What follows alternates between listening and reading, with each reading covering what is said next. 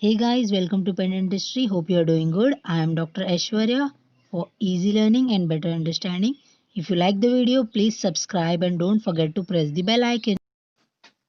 Today our topic is OSMF. We will be covering the definition, classification, etiology, causes, how it takes place and where it takes, what we face after OSMF. I will be using some tips and tricks to learn the definition of OSMF. So let's get started. An insidious chronic part of the oral cavity and sometimes pharynx. What it is?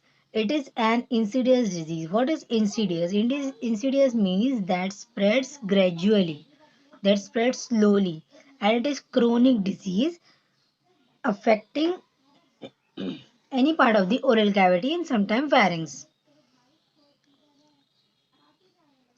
Which part? Oral cavity part and sometimes pharynx. Okay.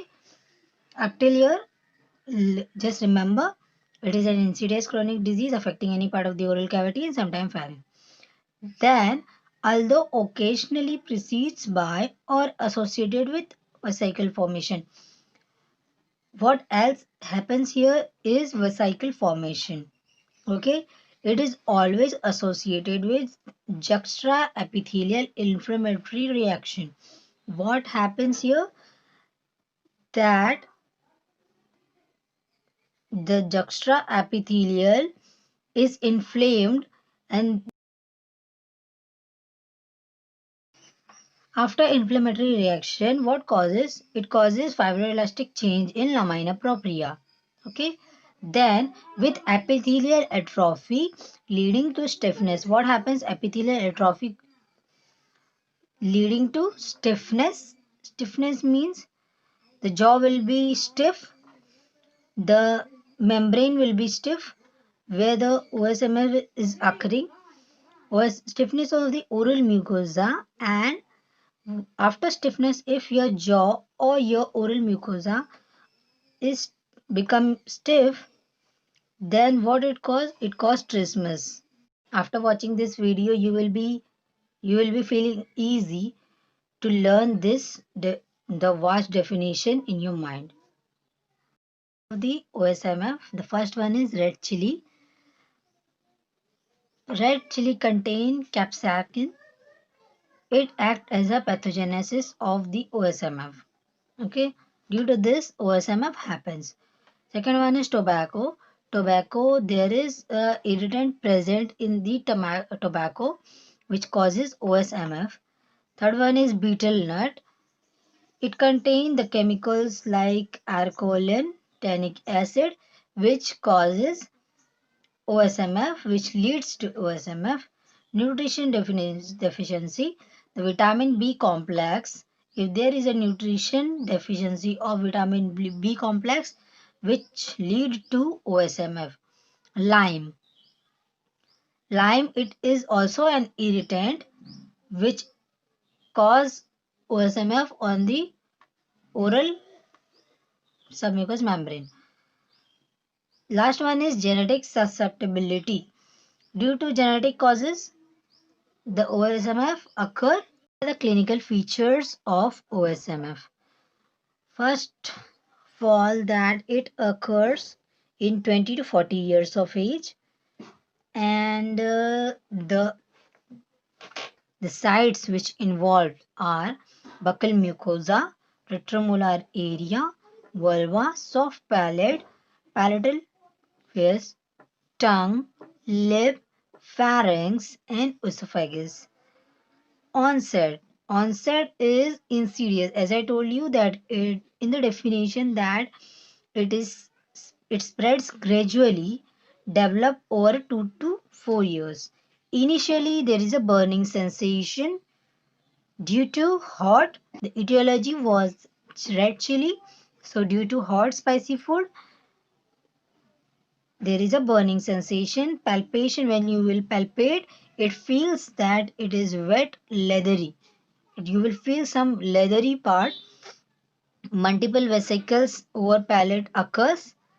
As you can relate clinical features with the definition, you will be you will feel learn easy to while relating the definition and the clinical features. There is a ulcer formation, there is an inflammation reaction on the oral mucosa. Excessive salivation or xerostomia. There may be a presence of excessive salivation or there may be presence of decrease in the salivation, that is called xerostomia. Recurrent stomatitis. There is a formation of recurrent stomatitis can be occur. It is very painful in nature. The mouth opening reduces here in clinical features. Trismus happens. Pain in the ear when the OSMF reach to extent, then you will feel pain in the ears. Patient might become deaf. There will be deafness. There is both side extreme pallor. Is there is a pale color of face or the area in which OSMF is occurring. The area will become pale. That is called pallor. These are the clinical features of OSMF.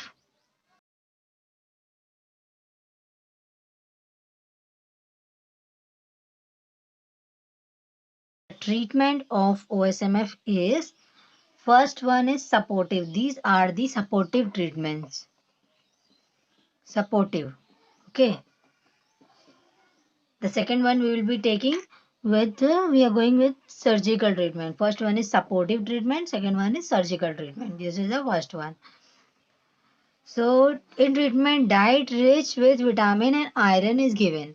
Patient is supplied with diet which are rich in vitamins and irons. IM injection, intramucosal injections of iodine B complex is given. First, low doses are applied and then gradually the doses are increased to high. Then at that time it is very effective in nature. Hydrocortisons, local injections are applied per day. Hydrocortisons, what it causes? It causes reduce the burning sensation. It reduces the burning sensation. 100 mg per day hydrocortisons. 2 ml injection of placental intraoral. Placentax intraoral is given. Antioxidants used is lycopene. This is used to reduce OSMF. Vitamin E with hyaluronidase and dexamethasone is used for the supportive treatment of the OSMF. Okay. Intraleaflet is applied which causes the increase in the mouth opening. In definition, we have seen that there is a trismus causing to reduce that trismus and opening to increase the opening of the mouth. We apply interferon gamma to reduce the burning sensation. 100 mg per day hydrocortisone is applied. Vitamin, iron, iodine B complex is given. Lycopene injections are antioxidants are given. Vitamin E is given with hyaluronidase and dexamethasone. These are the treatments which are supportive manner. Now we will be going through the surgical manner, how we will manage the OSMF in a surgical way.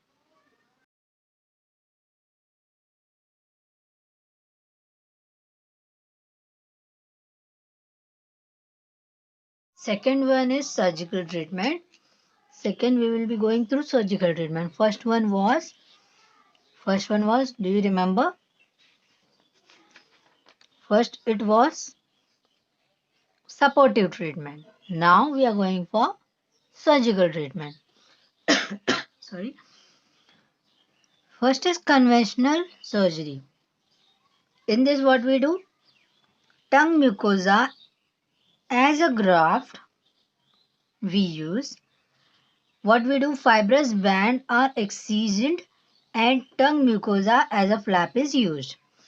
The fibrous band is excised and the tongue mucosa as a flap is used. Implantation of fresh human placenta done. Next we can do implantation of fresh human placenta we can use. Bilateral parietal flap is taken for generally covering exposed area. Bilateral, both side parietal flap is taken and the exposed area is covered. Fibrotic bands are excisioned and nasolabial flap is taken from for reconstruction. The fibrotic bands which was excisioned here also, as a tongue, here tongue mucosa as a flap is used. Here fibrotic bands are excisioned and nasolabial flap is taken for reconstruction. One, first is conventional surgery, second one is laser. What we do in laser? We apply a general anesthesia. Patient is incorporated with general anesthesia. Carbon dioxide laser incised the buccal mucosa and vaporized mucosal connective tissue. During laser, here what happens? Carbon dioxide lasers incised. It cuts the buccal mucosa and vaporize mucosal connective tissue. Then we do a cryosurgery. Cryosurgical lesions. The local lesions which are present, for relieving that we use cryosurgery. We use lasers and we do conventional surgery like this. So we have completed our treatment also.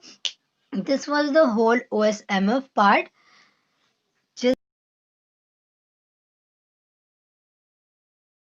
Thanks for watching the video. Hope you like my video. If you like the video, please subscribe and like and comment me what you want in the next lecture. To know more about me, links are in description box. And yeah, don't forget to subscribe and like the video.